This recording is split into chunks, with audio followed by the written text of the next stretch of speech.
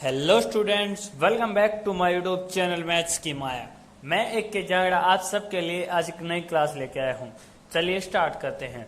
तो कल हमने कुछ क्वेश्चंस किए थे, तो उससे आगे एक टाइप के हमारे पास क्वेश्चंस और आते हैं। देखो, सबसे पहले हमारे पास क्वेश्चन, मान लो क्वेश्चन नंबर 1, ठीक है। इस क्वेश्चन में क्या है, हमारे पास एक मैट्रिक्स दे रखी है। मैट्रिक्स है हमारे पास, मैट्रिक्स है 1 0 -1 और 7, और हमें के की वैल्यू फाइंड आउट करनी है। फाइंड द वैल्यू ऑफ ए के, ठीक है। के की वैल्यू फाइंड आउट करनी है। और हमारे पास एक इक्वेशन दे रखी है। इक्वेशन क्या है, a square is equal to 8a plus k into l, sorry k into i, ठीक है। यहाँ पर ए क्या है, ए यही मैट्रिक्स है, ठीक है। ए स्क्वेयर इसके साथ ए की फिर से मल्टीप्लाई करने के बाद, ठीक है। और हमारे पास यहाँ पर आई क्या है, आई हमारे पास आइडेंटिटी मैट्रिक्स है। और के कोई भी कांस्टेंट है जिसकी वैल्यू हमें फाइंड आउट करनी है। चलिए स्टार्ट करते हैं। सबसे पहले हम लेफ्ट हैंड साइड लेके चलते हैं, ठीक है। लेफ्ट हैंड साइड, ठीक है। इसमें क्या है, हमारे पास ए का स्क्वायर, मतलब ए का स्क्वायर का क्या मतलब, जैसे ए का स्क्वायर क्या होता है हमारे पास, ए मल्टीप्लाई बाय ए, ठीक है। इसमें सिंपल मल्टीप्लाई करनी है, तो ए की मल्टीप्लाई ए के साथ तो 0 1 0 -1 और 7। अब इसकी मल्टीप्लाई किसके साथ, इसकी मल्टीप्लाई हमें इसी के साथ, तो 1 0 -1 और 7, ठीक है। अब बीच में मल्टीप्लाई का निशान। अब मल्टीप्लाई करने के बाद हमारे पास क्या आएगा, देखो स्टार्टिंग में हम क्या करते हैं कि इसकी रो और इसका कॉलम, ठीक है। चलिए स्टार्ट करते हैं। देखो, एक की मल्टीप्लाई एक के साथ, एक एकम एक, ठीक है। अब 0 की मल्टीप्लाई किसके साथ, 1 के साथ, तो 0 की -1 या 1 की किसी के साथ करेंगे तो क्या होगा, 0 ही, तो +0, ठीक है। अब नेक्स्ट में इसकी मल्टीप्लाई इसके साथ, ठीक है, तो 1 की मल्टीप्लाई 0 के साथ करेंगे तो हमारे पास क्या आएगा, 0। अब इस 0 की मल्टीप्लाई 7 के साथ, तो प्लस में हमारे पास क्या आएगा, 0 ही, ठीक है। अब नेक्स्ट में क्या करेंगे, इसकी मल्टीप्लाई, इस लाइन की मल्टीप्लाई इसके और इसके साथ, ठीक है, तो -1 की 1 के साथ करेंगे तो क्या आएगा हमारे पास, -1। अब 7 की -1 के साथ तो -7, ठीक है। नेक्स्ट में इसी की इस कंप्लीट के साथ तो -1 की 0 के साथ करेंगे तो क्या आएगा हमारे पास, 0। अब 7 की 7 के साथ करेंगे तो +49, ठीक है। अभी देखो, अब इसका आंसर हमारे पास क्या आ गया है, इसका आंसर हो गया हमारे पास, यहाँ पर एक मैट्रिक्स बन गई क्या, 1 0 -8 और ये यहाँ पर 49, ठीक है। ये हमारे पास क्या आ गई, लेफ्ट हैंड साइड। अब निकालते हैं हम right hand side. Right hand side कैसे निकालेंगे, देखो यहाँ पर निकालते हैं। यहाँ पर देखो 8 की मल्टीप्लाई करनी है किसके साथ है, कंप्लीट मैट्रिक्स ए के साथ। क्या बताया था कि कंप्लीट, अगर 8 स्टार्टिंग में कंप्लीट के साथ करनी तो हर एक एलिमेंट के साथ होगी। तो एलिमेंट्स क्या हैं इसके, 1 0 -1 और 7, ठीक है। अब मल्टीप्लाई करेंगे तो हर एक एलिमेंट्स के साथ करेंगे, तो देखो 8 यहाँ पर 8 की 0 के साथ करेंगे तो हमारे पास यहाँ पर मैट्रिक्स क्या बनेगी, 8 की 0 के साथ करेंगे तो 0, और यहाँ पर -1 की 8 के साथ करेंगे तो -8, और 8 की 7 के साथ करेंगे तो कितना आएगा, 56, ठीक है। तो हमारे पास ये मैट्रिक्स आ गई। ये हमारे पास किसकी वैल्यू है, ये हमारे पास वैल्यू है 8a की, ठीक है। अब नेक्स्ट है हमारे पास, नेक्स्ट क्या है, के और आई क्या होता है हमारे पास, आई होता है हमारे पास आइडेंटिटी मैट्रिक्स। तो आइडेंटिटी मैट्रिक्स किसका लेंगे, देखो इस कंप्लीट में ये किसके हैं, ये 2 × 2 के, ठीक है। तो किसके लेंगे हम भी, 2 × 2 के लेंगे। तो देखो एक यहाँ पर 0 और ये 1 और यहाँ पर 0, सॉरी यहाँ पर 1 और यहाँ पर 0, ठीक है। अब इस कंप्लीट की मल्टीप्लाई किससे कर देंगे, के के साथ, ठीक है। अब देखो, अब हमारे पास कंप्लीट मैट्रिक्स बन गई। अब हमारे पास मैट्रिक्स क्या होगी, अब हमारे पास है 1 0 -8 और 49, और यहाँ पर क्या है, =2। अब नेक्स्ट हमारे पास क्या है, नेक्स्ट हमारे पास देखो ये 8a की वैल्यू, ठीक है। 8a की वैल्यू हमारे पास क्या है, 8 0 -8 और यहाँ पर 56, ठीक है। अब कंप्लीट, अब इसके बाद हमारे पास किसका निशान है, देखो यहाँ पर क्या है, प्लस। अब देखो ये करना है, ठीक है। अब के वाली को छोड़कर बाकी ये जो माइनस की, ये इधर है, प्लस की इधर आके किसकी हो जाएगी, माइनस की। तो हमारे पास क्या रह गया, के इंटू, अब के की देखो, इस के की अंदर भी मल्टीप्लाई कर लेते हैं हर एक एलिमेंट्स के साथ, तो क्या होगी, के और दूसरे के साथ करेंगे तो देखो के की 1 के साथ के की 0 के साथ 0, के की 0 के साथ 0 और के की 1 के साथ 1। तो यहाँ पर क्या जाएगा 0 और यहाँ पर के। ठीक है, ये हमारे पास नेक्स्ट स्टेप आ जाएगा। ठीक है, इसके बाद अब देखो इधर किस में थी, ये प्लस में, इधर जाकर किस में हो जाएगी माइनस में। तो अब माइनस करेंगे, देखो 1 0, यहाँ पर क्या है माइनस है 8, यहाँ पर क्या है 49। अब इसमें से माइनस करना, माइनस क्या करना हमें 8 0, यहाँ पर क्या है हमारे पास है -8 और यहाँ पर क्या है 56। अब देखो यहाँ पर हमारे पास ये मैट्रिक्स तो सेम है, इधर माइनस करने पर हमारे पास क्या आएगा, यहाँ पर हमारे पास आएगा देखो 1 -8, तो क्या आएगा हमारे पास -7। ठीक है, अब नेक्स्ट हमारे पास क्या है, नेक्स्ट है 0 -0, 0 -0 कितना होगा हमारे पास 0। अब यहाँ पर क्या है -8 -8 कितना हो जाएगा हमारे पास 0। ठीक है, अब देखो 49 -56 कितना होता है -7। ठीक है, अब देखो इसको इसके साथ कंपेयर कर लेते हैं। देखो ये 0 तो यहाँ पर भी 0, यहाँ पर 0 तो यहाँ पर भी 0। ये के है, के के स्थान पर यहाँ पर के की वैल्यू कितनी है -7, तो हमारे पास यहाँ पर के की वैल्यू कितनी आ गई -7। ठीक है, इस प्रकार से सोल्व होगा। देखो हमने जो पहले क्वेश्चन किए इससे पहले उस टाइप के क्वेश्चन बहुत सारे होते हैं, लेकिन उसमें क्या कहता है, उसमें केवल और केवल इक्वेशन चेंज होते हैं। ठीक है, अब हमारे पास नेक्स्ट टॉपिक का नाम क्या है, transpose of the matrix. Transpose of A matrix, transpose होता क्या है, देखो हमारे पास कोई भी एक मैट्रिक्स है, ठीक है, ए मैट्रिक्स है, उसका ऑर्डर क्या है हमारे पास m क्रॉस n।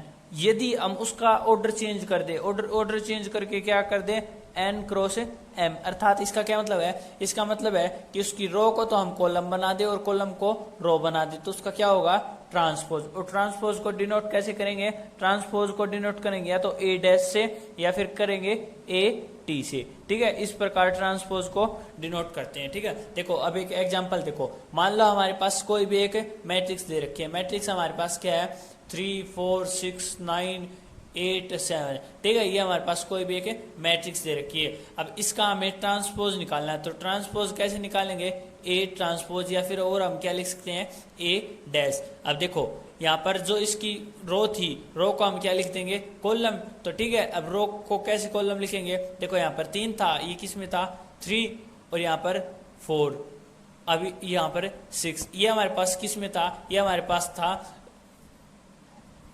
2 क्रॉस 3 में। ठीक है, अब ये जो भी हमारे पास आएगा वो किस में आएगा 3 क्रॉस 2 में। ठीक है, तो अब देखो पहला तो ये हो गया 3 4 6। अब नेक्स्ट हमारे पास क्या होगा, नेक्स्ट जो ये रो थी अब ये क्या बनेगी कॉलम। नेक्स्ट कैसे बनेगी 9 8 और 7, ये हमारे पास नेक्स्ट रो थी। अब इसमें कॉलम कितने हो गए, टोटल कॉलम हो गए हमारे पास 2 1 और 2, और रो कितनी हो गई 1 2 3 रो हो गई। इसे ही हम क्या कहते हैं ट्रांसपोज ऑफ ए मैट्रिक्स। इसके बाद हमारे पास कुछ प्रॉपर्टीज आती हैं ट्रांसपोज ऑफ ए मैट्रिक्स की। ठीक है, तो प्रॉपर्टीज ऑफ ए ट्रांसपोज, ठीक है, प्रॉपर्टीज ऑफ ए ट्रांसपोज। देखो सबसे पहली प्रॉपर्टी हमारे पास क्या आती है कि हमारे पास देखो अगर हमारे पास ए का ट्रांसपोज लिखेंगे, ठीक है, तो वो ए का ट्रांसपोज और उसका भी ट्रांसपोज लिखेंगे तो हमारे पास किसके इक्वल होगा, ए के इक्वल। क्यों होगा, देखो सबसे पहले मान लो हमने एक मैट्रिक्स लिख ली, मैट्रिक्स क्या है ए बी सी और डी। ठीक है, ये मैट्रिक्स है। अब इसका ट्रांसपोज निकालेंगे तो इसकी क्या चेंज होंगे हमारे पास रो और कॉलम। देखो तो अब इसकी नई क्या बनेगी, देखो ए तो ए, अब नीचे ये बी और यहाँ पर सी और यहाँ पर डी। ठीक है, अब इसका एक और बार ट्रांसपोज निकालेंगे तो ए ट्रांसपोज ए और उसका भी ट्रांसपोज, ठीक है, उसका भी ट्रांसपोज। अब ये क्या होंगे, अब फिर से चेंज हो जाएंगे, फिर से चेंज होने के बाद ए और ये अब क्या होगा सी और ये क्या होगा हमारे पास बी और डी। तो देखो अब जो ये था पहला और तीसरा, देखो दोनों सेम है, तो क्या होगा ए का ट्रांसपोज और उसका भी ट्रांसपोज किसके इक्वल होगा, ए के ट्रांसपोज के इक्वल होगा। ठीक है, देखो अब हमारे पास सेकंड प्रॉपर्टी आती है इसी में। ठीक है, सेकंड प्रॉपर्टी क्या कहती है, सेकंड प्रॉपर्टी कहती है कि अगर हमारे पास एक स्केलर और एक मैट्रिक्स का हमारे पास दोनों का ट्रांसपोज दे रखा है तो किसके इक्वल होगा, वो इक्वल होगा के और उसके ट्रांसपोज, उसके ए के ट्रांसपोज के इक्वल। ऐसा क्यों होगा, देखो ये एक स्केलर क्वांटिटी है, अंदर जाकर मल्टीप्लाई हर एक एलिमेंट्स के साथ होनी है तो इसका ट्रांसपोज नहीं होगा। ठीक है, ट्रांसपोज केवल किसका होगा, ए का। ठीक है, अब हमारे पास इसी में थर्ड प्रॉपर्टी आती है। इसमें क्या रखा है कि अगर हमारे पास दे रखा है कि ए प्लस बी का ट्रांसपोज, तो चाहे हम सीधे मैट्रिक्स को जोड़े चाहे उनके ट्रांसपोज को जोड़े, एक ही बात है। देखो अब हम इसे क्या लिख सकते हैं, ए का ट्रांसपोज प्लस में बी का ट्रांसपोज। ठीक है, इसे ऐसे भी लिख सकते हैं। देखो इसी में हमारे पास थर्ड और लास्ट प्रॉपर्टी आती है। देखो प्रॉपर्टी क्या है कि अगर हमारे पास ए और बी का प्रोडक्ट दे रखा है और उनका अगर हम ट्रांसपोज निकालेंगे वो हमारे पास इक्वल होगा किसके इक्वल, यदि हम पहले उनका ट्रांसपोज निकालें और बाद में उनकी प्रोडक्ट करें, ये दोनों बात एक ही है। ठीक है, ये हमारे पास इसकी फोर्थ प्रॉपर्टी है। देखो अब नेक्स्ट हमारे पास आता है सिमेट्रिक मैट्रिक्स और स्क्यू सिमेट्रिक मैट्रिक्स। ठीक है, देखो सबसे पहले सिमेट्रिक मैट्रिक्स देखते हैं।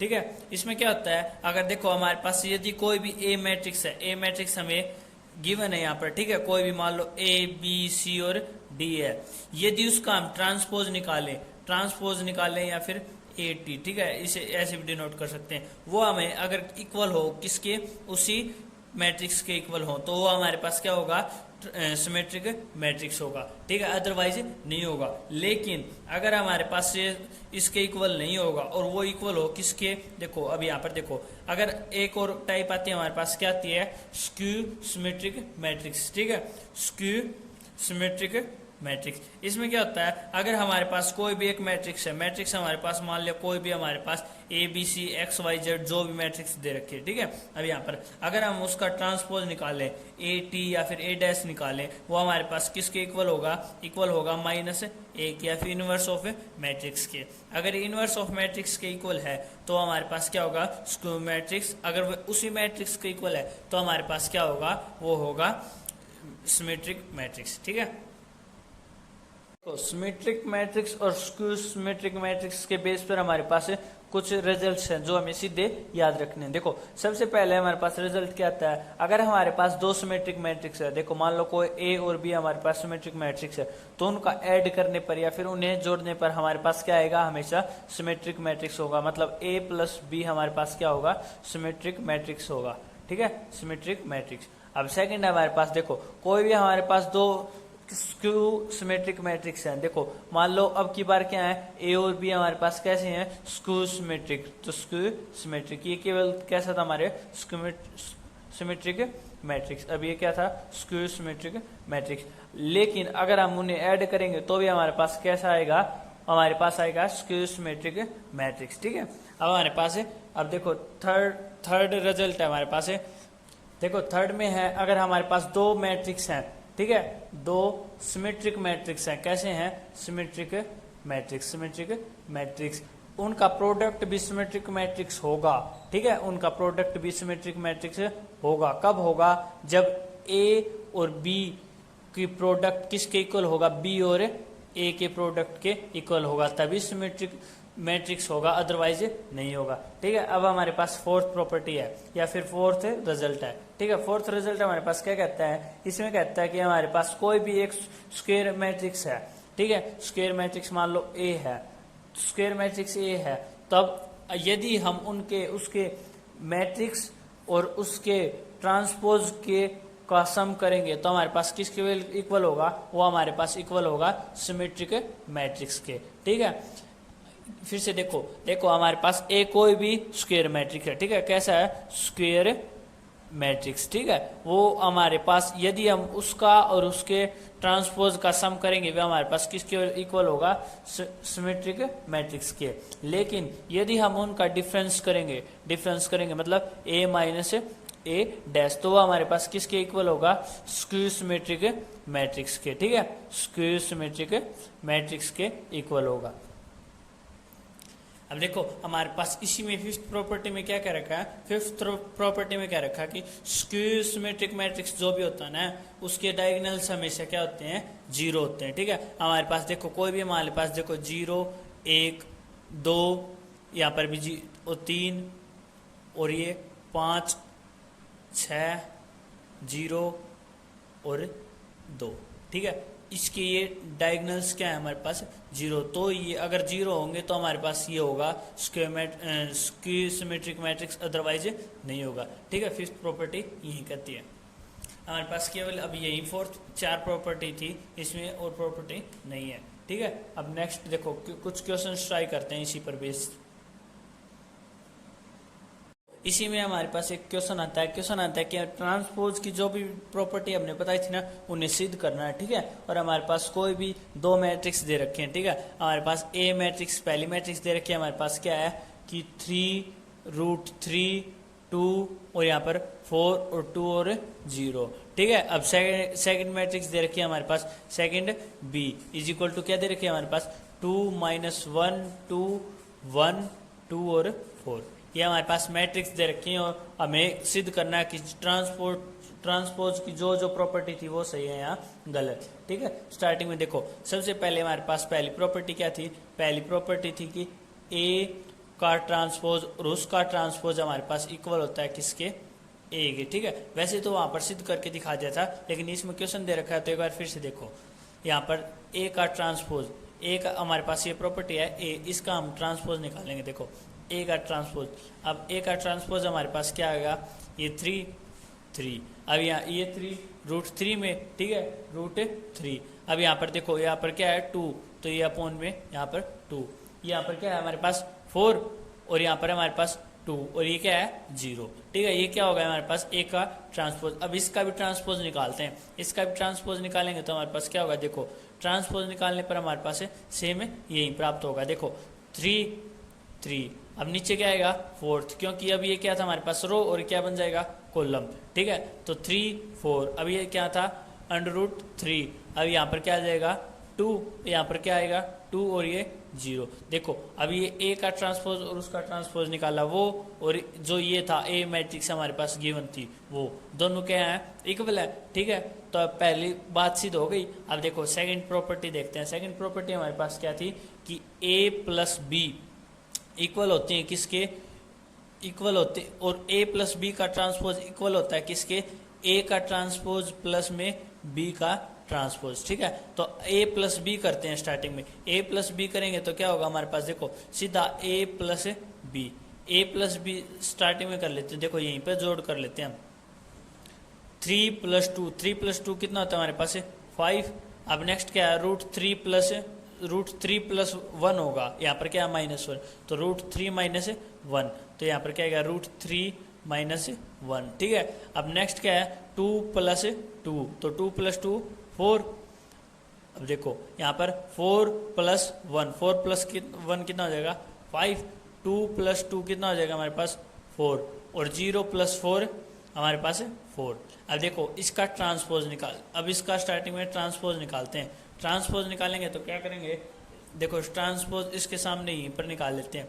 अब a + b का ट्रांसपोज, ठीक है, a + b का ट्रांसपोज हमारे पास क्या आएगा, देखो ये क्या था स्टार्टिंग में ये रो थी, अब ये क्या बन जाएंगी कॉलम, तो कॉलम 5√3 - 1। अब यहाँ पर क्या आएगा 4, ये 4। अब नेक्स्ट ये रो थी, अब ये क्या बनेगी कॉलम, तो 5 4 और 4।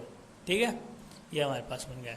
अब देखो ये तो हमने लेफ्ट हैंड साइड देख ली, अब हम क्या देखेंगे right hand side. Right hand side देखने से पहले हम देखो क्या सिद्ध करना है, ए का ट्रांसपोज प्लस बी का ट्रांसपोज। ए का ट्रांसपोज तो हमने यहीं पर निकाल रखा है, अब बी का ट्रांसपोज एक बार यहाँ पर निकाल के देख लेते हैं। देखो बी का ट्रांसपोज हम निकालेंगे तो क्या होगा, ये रो हमें क्या बन जाएगी कॉलम।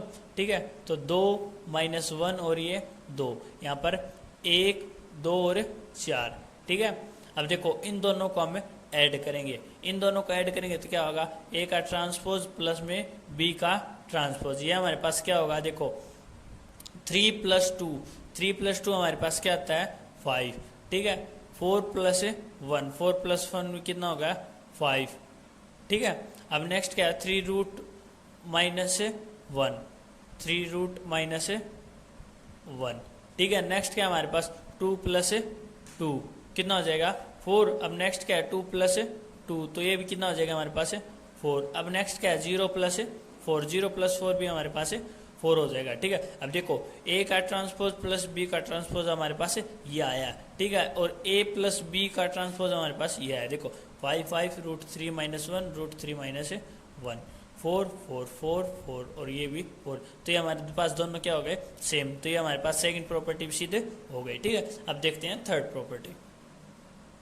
अब हमारे पास इसी में थर्ड प्रॉपर्टी हमारे पास क्या थी, थर्ड प्रॉपर्टी थी कि के या फिर कोई कांस्टेंट की मल्टीप्लाई अगर हम बी मैट्रिक्स के साथ करते हैं और उसका ट्रांसपोज निकालते हैं, वो हमारे पास इक्वल होगा किसके, के और उसके बी के ट्रांसपोज के इक्वल होगा, ठीक है। ये हमारे पास क्या थी, थर्ड प्रॉपर्टी। अब देखो स्टार्टिंग में हम देखते हैं कि हमारे पास बी क्या था, बी हमारे पास था 2 - 1 2 1 2 और 4, ठीक है, ये था।